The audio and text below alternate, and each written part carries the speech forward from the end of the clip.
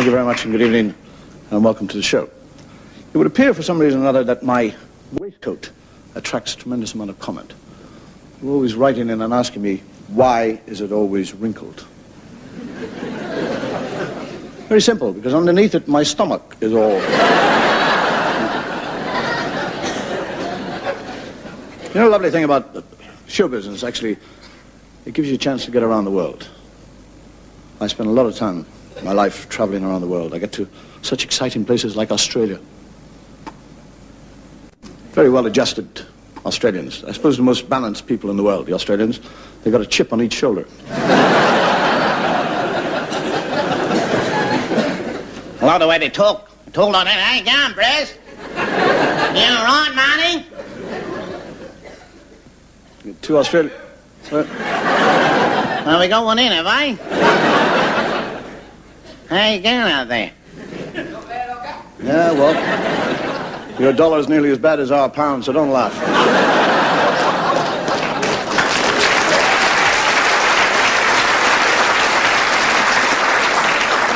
Now, they're very, very male, the Australians. They like to see them as big bronze fellas. And two of them talking, and one says, Hey, Brez. He said, what's that, Barry? He said, what would you do if you found a fella in bed with your wife? He said, well, I'd kick his dog and break his white stick. and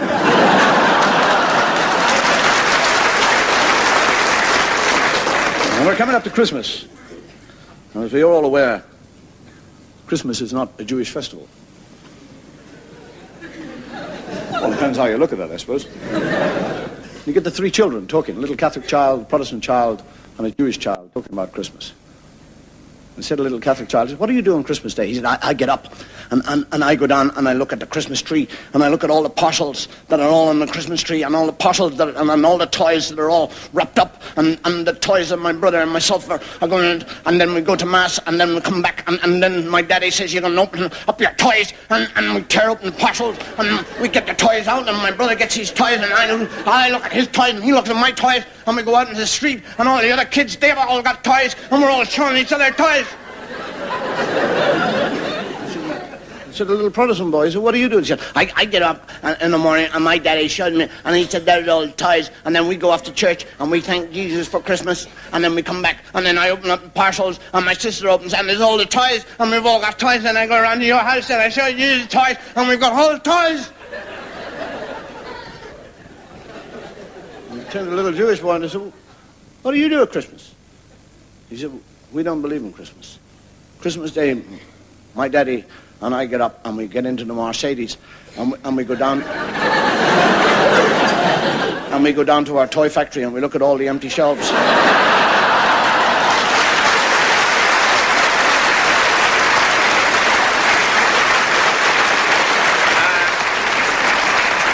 And then we sing three choruses of Don't We Have a Good Friend in Jesus, and then we go to Menorca.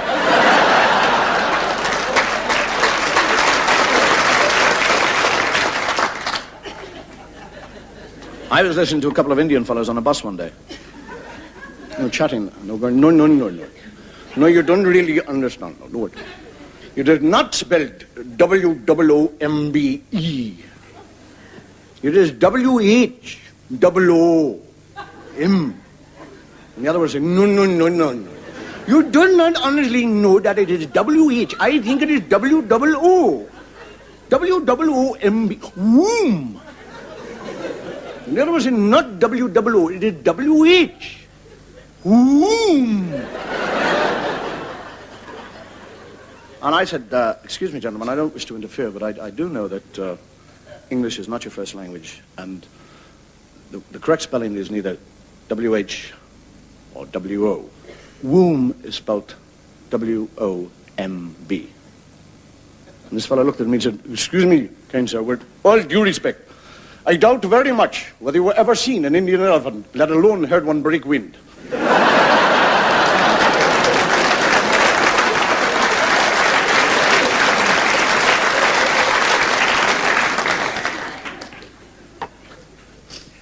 We have in Ireland what we call the little people, leprechauns,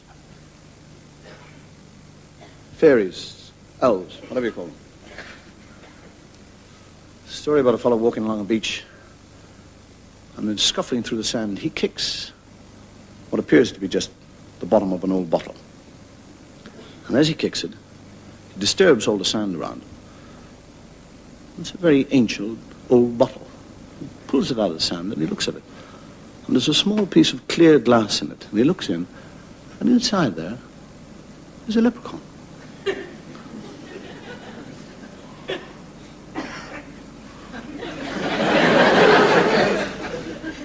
And the leprechaun says, "Let me out. Let me out. The wicked witch locked me in here 3,000 years ago. And I've been in here ever since. And I always said over the first 1,000 years I was in here that the first fella to let me out of here, I'd give him anything. And then I sat in here for another 1,000 years. And I thought the first fella to let me out of here, I'd cut his legs off. And then I sat here for the 3rd 1,000 year. And I said I would grant the man that let me out 3 wishes. Anything he wanted. So the fellow says, "All right, I'll let you out." Out comes the little leprechaun. And he says, "What do you want for your 3 wishes? What do you want for your first wish?" And the fellow says, "Well, it's hot. It's a hot day. I've been walking on the beach for a long time. Give us a large bottle of Guinness." And boom, there it is. And he starts to drink it. And it's beautiful, cold, succulent, going along. And the leprechaun says, "What do you want for your other 2 wishes?" He said, just wait a second. He said, "Don't hurry me. You've been in that bottle for 3,000 years. He says, "Just let me taste this. Let me sample it. Let me enjoy it." And the leprechaun says, "You can keep on drinking that forever. Because as soon as you finish drinking it, it fills up again. It's one of them bottles." And the fellow says, "I don't believe you." He said, "Well, try it." And he goes, totally empty, and he goes, fills up again. He goes, fills up. And he says, "Be good. And I've got 2 more wishes." He said, "Yes." He said, "I'll have 2 more of these."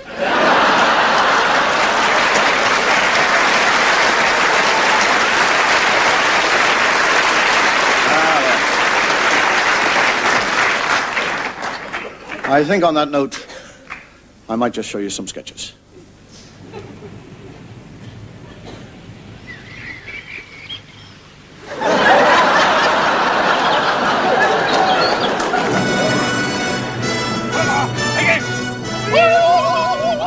Here they come.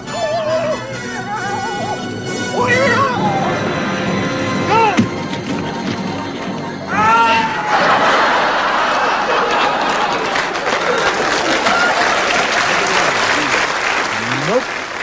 Shut the gate! Hello. Welcome to Do It Yourself with Martin in the afternoon.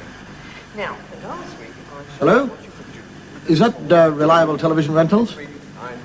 Yeah, it's about my television set. The aerial's fallen down and it's on the blink. Well, I'd like you to come around and put the aerial back up again. Friday? Well, that's ridiculous. But it'll only take a couple of minutes. Oh, I'll tell you what. Forget it. Forget about it. I'll do it myself.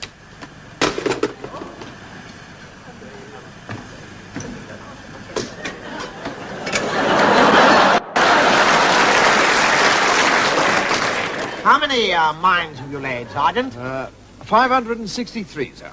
Very good, very good. I'd like to see somebody try to get through that lot, eh? Oh, yes, sir. What? Well, put the finishing touches to the... Right, I think we'll pop off and have a cup of tea, eh? Nice idea, sir. Yeah. Thank you very much.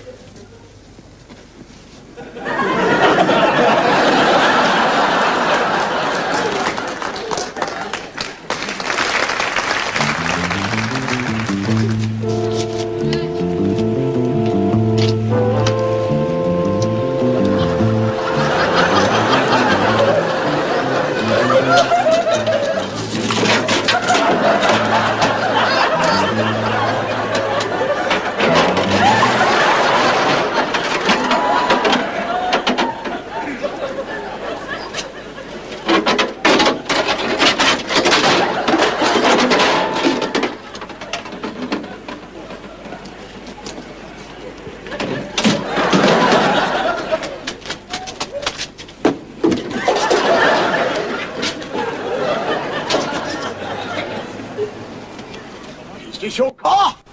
Yes. There we are. What's this? It's a ticket, because you parked over here too long. Ticket!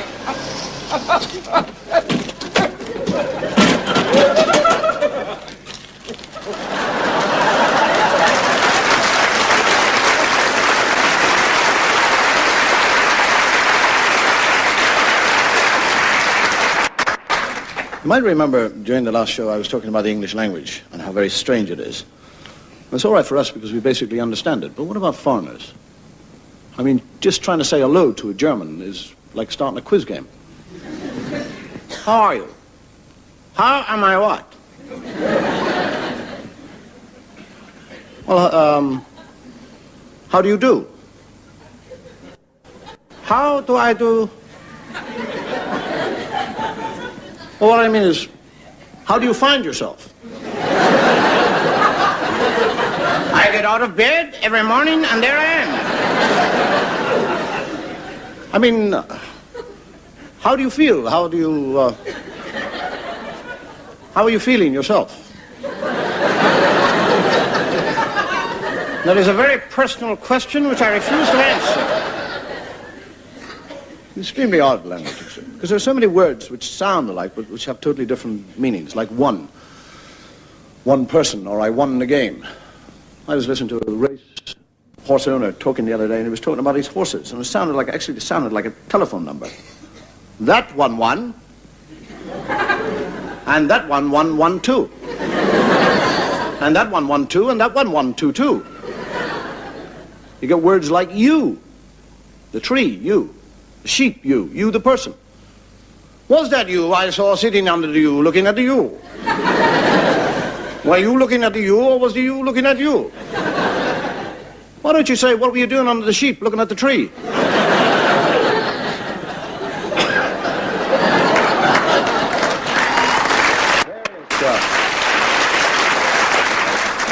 Various words are pronounced differently throughout the world. I was having a kind of altercation with an American regarding the word schedule.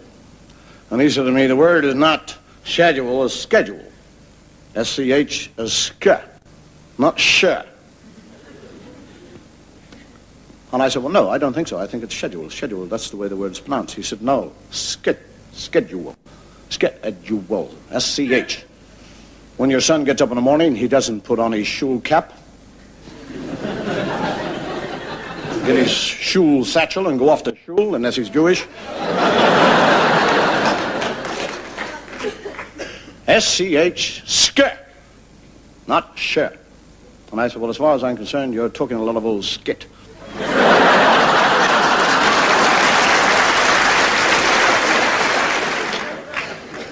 And names actually are incredible in England. I mean, you get a name like Cholmondeley. Not pronounced Cholmondeley. Chumley. So I suppose when you pronounce Bottomley, you've got to be very careful.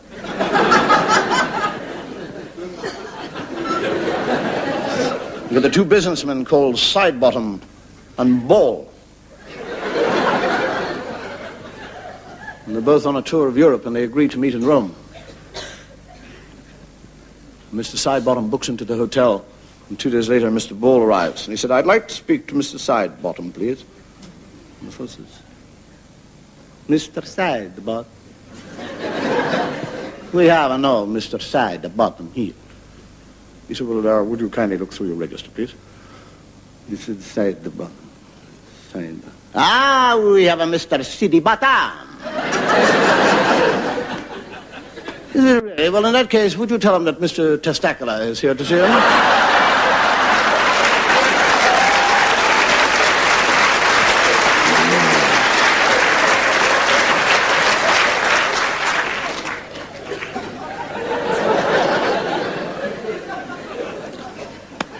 They say one of the nice things about life is that you never know what it really has in store for you, which is great if it actually happens to be one of your days.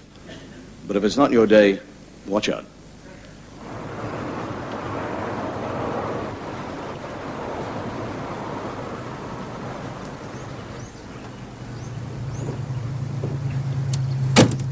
Your curtain bag, sir.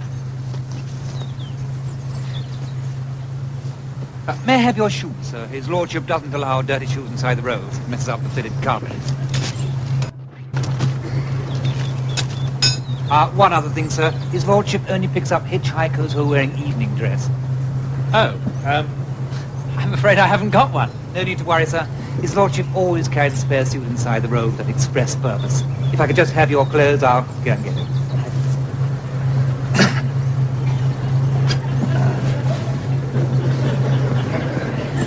There we are. Thank you, sir.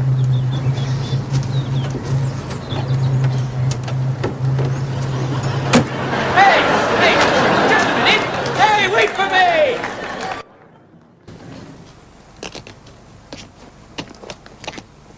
Right. Well, so far we've got speeding, dangerous driving, failure to stop at a traffic light, failure to stop when asked to do so by a police officer, and driving without due care and attention. Now, let's have a look at the car. Oh, sailor!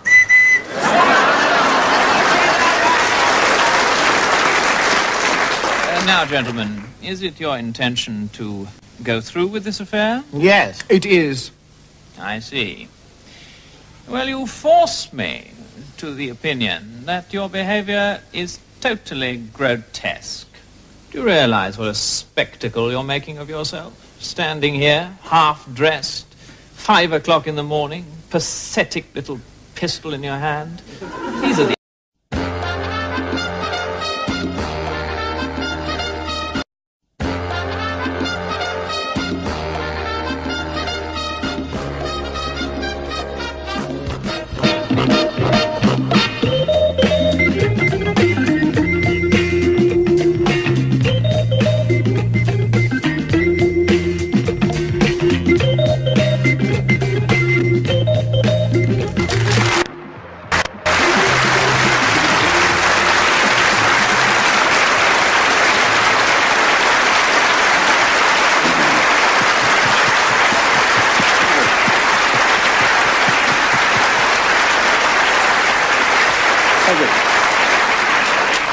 Thank you very much, and good evening, and welcome to the show. It would appear for some reason or other that my waistcoat attracts a tremendous amount of comment. You're always writing in and asking me, why is it always wrinkled? Very simple, because underneath it, my stomach is all... Show business, actually, it gives you a chance to get around the world. I spend a lot of time in my life traveling around the world. I get to such exciting places like Australia. Very well-adjusted Australians. I suppose the most balanced people in the world, the Australians. They've got a chip on each shoulder. I love the way they talk. Talk like that. How you going, Brez? You all right, Marty? Two Australians... Well, we got one in, have I? How you going out there? Yeah, well... Your dollar's nearly as bad as our pound, so don't laugh.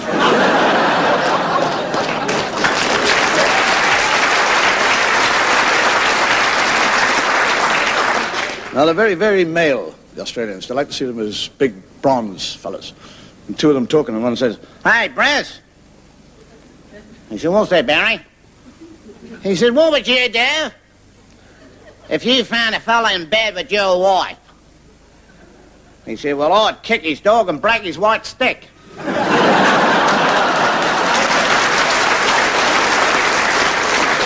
and we're coming up to Christmas. And as you're all aware, Christmas is not a Jewish festival. Well, it depends how you look at that, I suppose. You get the three children talking, a little Catholic child, a Protestant child, and a Jewish child talking about Christmas. And said a little Catholic child, what do you do on Christmas Day? He said, I get up and...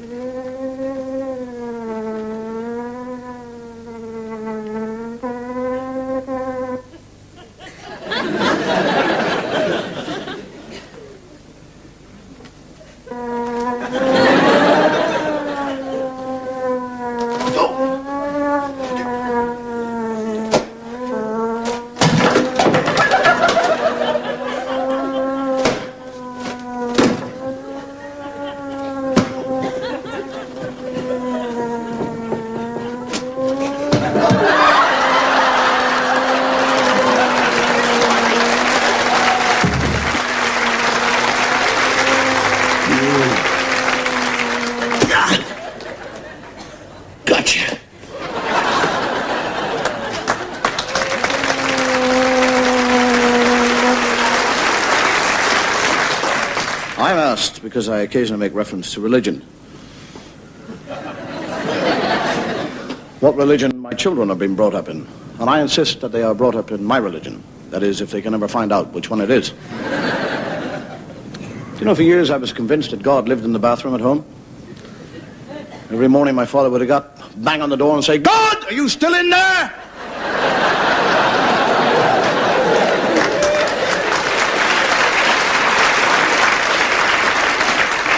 We have in the Roman Catholic Church, we have various saints that we pray to for various reasons. And the saint that we pray to if we lose anything is St. Anthony. If we ever lose anything, we pray to St. Anthony.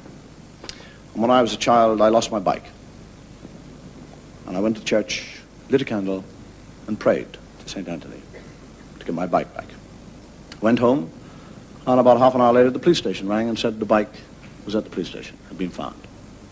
Went and collected the bike from the police station. Totally pleased, happy, joyful to get my bike back. And on the way back, I cycle past the church and I think, just pop in, and as a matter of courtesy, thank St. Anthony. I go in, light another candle, say, "Thank you, St. Anthony," and I come out and the bloody bike's gone.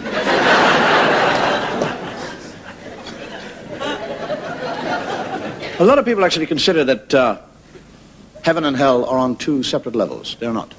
They are side by side, divided by a fence, a wooden fence. And one day God was walking around heaven and he started to inspect the fence and it's fallen down. All bits and pieces fallen off it. Like it was, "Mr. Mistopheles! Nick!"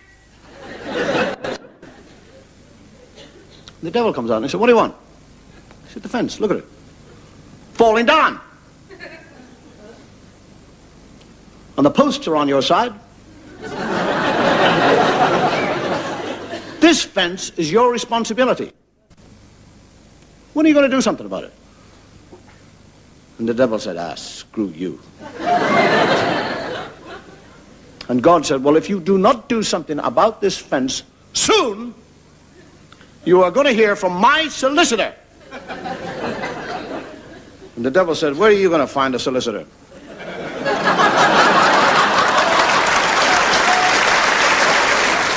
When we were mulling around how I would introduce the various religious sketches that we've got this week, there was just no way I could think of an introduction.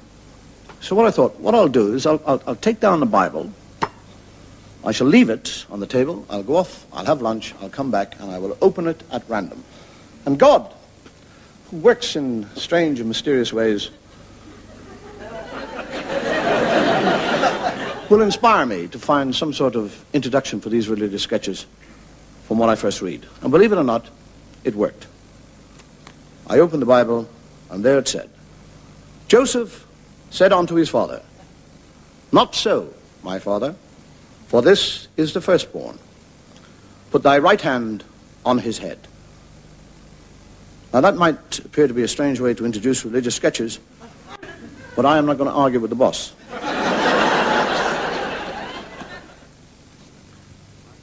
I now pronounce you man and wife. You may kiss the bride.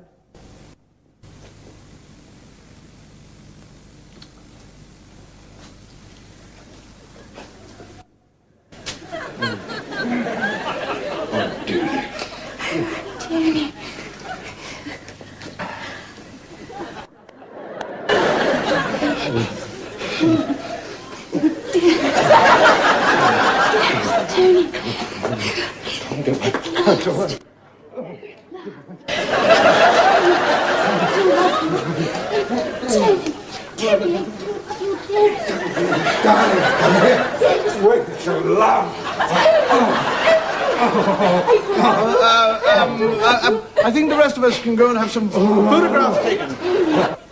Good morning, missus. Do you have a confession? Oh, yes, good morning, Father. I'm terribly sorry I'm late. Oh, I'm a bit breathless, you see. I nearly missed the bus coming here. Well, I didn't mean to miss it. You know, it's me clock's wrong. Mind you, I mean, it's a pretty old clock. No, it's not. Can I hear your confession, please? Yes, well, I am. You see, I'm always late. Oh, Father, I'm always late for Mass. I do apologise. But that's why I went and got this clock, you see. I went and bought it, when was it, about last August? No, yes, that's right, the last week of August, that's right. Well, we just got back from Clacton then, you see, with the clock. Madam, I'm not interested in Clacton or your clock. Can I hear your confession, please? Oh, yeah, well, you see, it's about that, you see, Father, because it was because of Clacton, because I took this Mr. Reppin out, you see. He's manager of our club. He goes and arranges our holidays at Bournemouth. No, Bolton, that's right, Bolton, every year. We were very, very sick of this, so we said, you know, could he find somewhere else? So I took him to the club to have a few drinks just to butter him up, you see. Well, naughty, wasn't it? But it worked like a little dream. So he said, all right, then we could go somewhere else. So he decided, I think, between him and his daughter, that's right, his daughter, that we could go to Clacton. Oh, you like his daughter, you know. She's now she works at the Co-op. No, she used to work at the Co-op, that's right. Now works at the bank. Well, she had a very nasty country Tommy with this manager chap, you know, at the Co-op. Oh, well, I mean, he's not a nasty bloke, really. He doesn't mean it, but I've had a bit of a so-and-so with him myself, you know, all over the sales stuff. See, there was a pair of gloves, a sort of sludge green colour. It didn't go with my coat, you see. I wanted brown, nice brown gloves, you see, because it goes with a nice checkered new coat. I also got in the sale, you see, because I don't believe in all that cruelty to animals. It's dreadful. No, this is quite artificial, you see. But there was a programme, you know, about that on the television the other night. No, it wasn't last night. It was the night before, I believe. That's right. It wasn't last night. It was yes, it was. No, last night was the World War. That's right. I was in that. No. In the World War. No, that was the First World War. No, this was the Second World War they had on last night, because I used to help in the war, you know, in munitions. Yeah, well, I didn't help down in the trenches with all them poor little boys, you know, having a terrible time with the... Next! Oh, I know, but the war, it's a terrible thing, you know. I don't believe in all that butchery and all that nasty killing. Not even talking about butchery, Mark and Donny.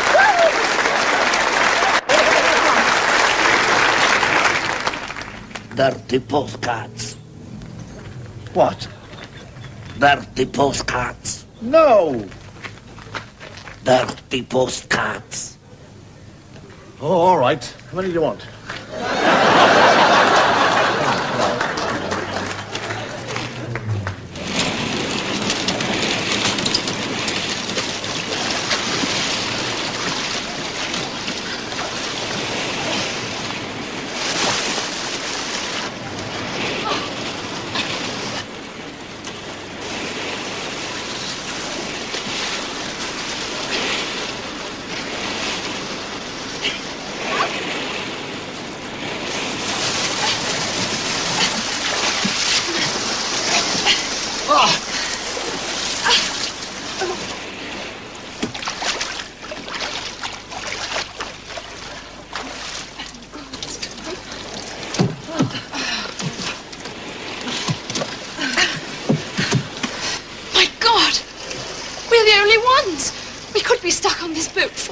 Before we're rescued. Even worse, we could be marooned on a desert island. For years.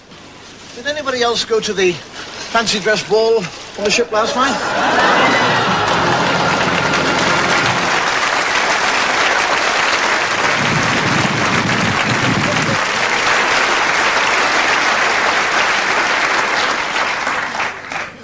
According to Greek mythology, the god Zeus created woman to punish man. He created a woman called Pandora. He gave her two things. He gave her a box, which he told her never to open, and he gave her a curiosity which he knew that she could not contain. He knew that eventually she would open the box and release upon the world all the ills and evils that have plagued us since. Tonight, I would like to tell you a true story that not only illustrates that the sin of curiosity still lies in a woman's bosom, but I would also illustrate with horrifying clarity that the power of the supernatural still exists. My story begins in Ireland around the turn of the last century. a young man returned to his ancestral home with his bride. And for the first few weeks there, she busied herself getting to know her neighbors, the countryside, her servants, but above all, the house that was her home. It was a large, rambling type of house with nooks and crannies, long, endless corridors, interjoining staircases. She was quite happy exploring this house for hours upon hours, until eventually she thought she knew the house from cellar to attic. And when she thought that she knew the house from top to bottom, she discovered herself one day in the west wing in a corridor she had never seen before. On the wall of that corridor was a tapestry depicting the casting out of Lucifer from heaven. And behind the tapestry was a door, a locked door. She tried every key on her key ring, but to no avail. The door remained locked. She placed her ear against that door and thought that she heard sounds similar to the sobbing of a child. She asked her servants about the door, and all they would do would avert their eyes and say, "Ask the master." And that night at dinner, she did. She said, "What is the room? What is in there? Why is it locked?" A coldness came over her husband. He looked at her with eyes that were both angry and frightened.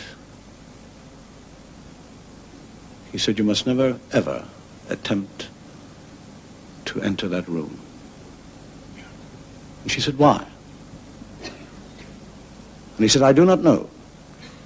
All I know is that in 400 years my family have lived here, nobody has ever set foot in that room, and nobody will.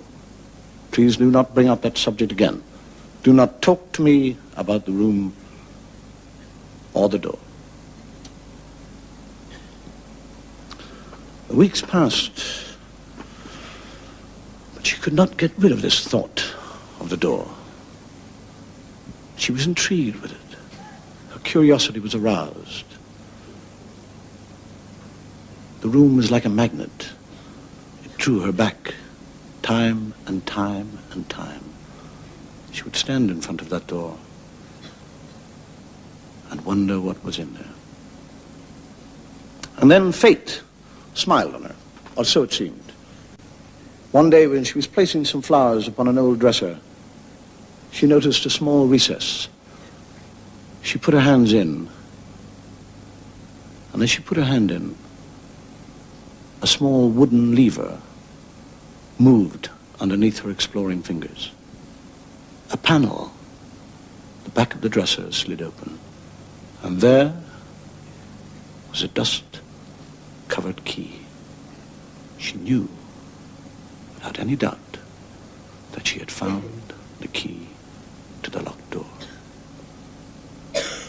Now, the chance for her curiosity to be satisfied.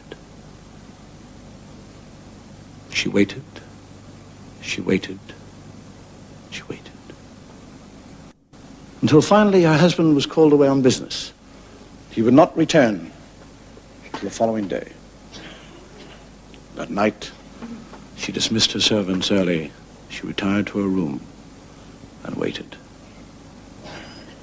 And when she was sure that the house was completely still, with a smile of anticipation, she took the key from her pocket and, aided by the flickering lamp, ascended the darkness of the stairs, down the corridor, until as she last stood in front of that door which had intrigued her for so long. With beating heart, she put that key into the door, and a single hollow click. It opened, and the door slowly moved inwards.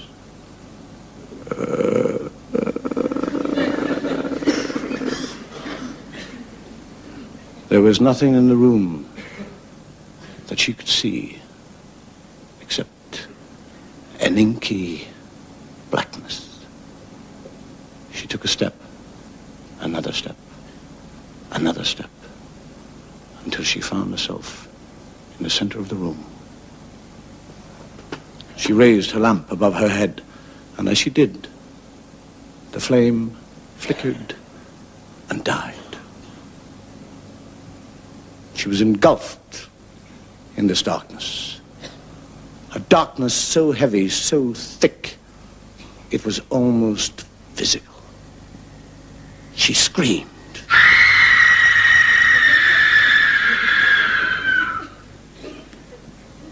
It was the scream of a woman totally terrified. A scream of a woman who knew that she was about to be destroyed by her own curiosity. A woman screaming because she had finally found out what was in that room. And mingled with her own screams was another sound. A sound so obscene, so primeval, it defied definition.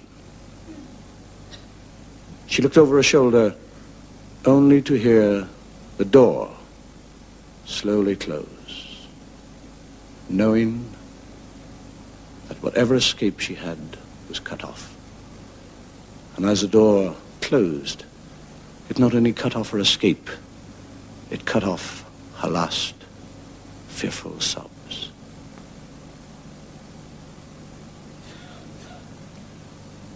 What made her scream? What evil was in that room?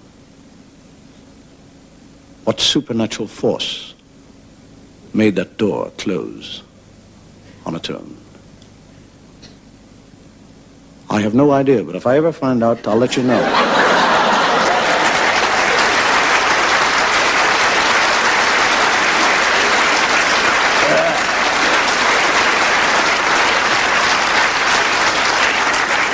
Oh, you should have seen your faces.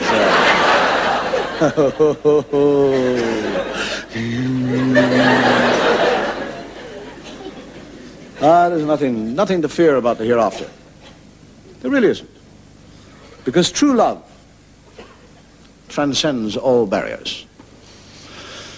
True love will pass by.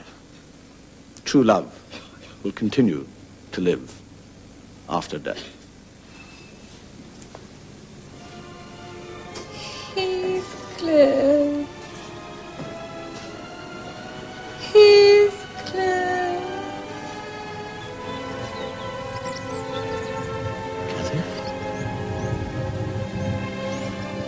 Kathy? Heathcliff. Kathy! Kathy! Heathcliff.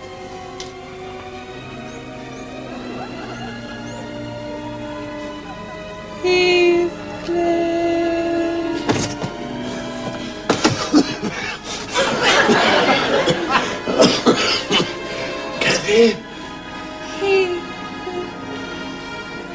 My darling. Goodbye.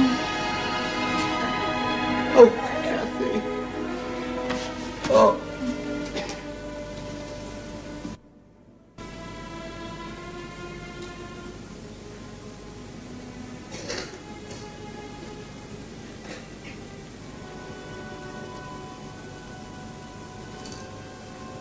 Heathcliff.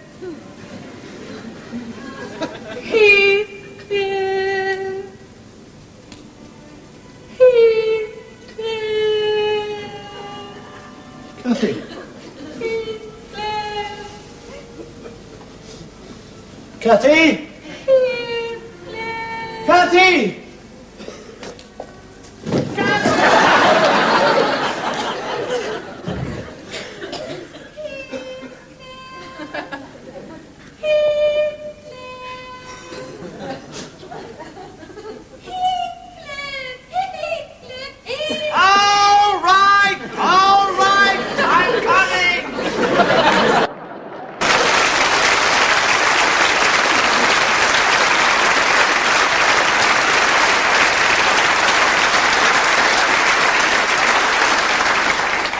Good night. Thank you. May your God go with you.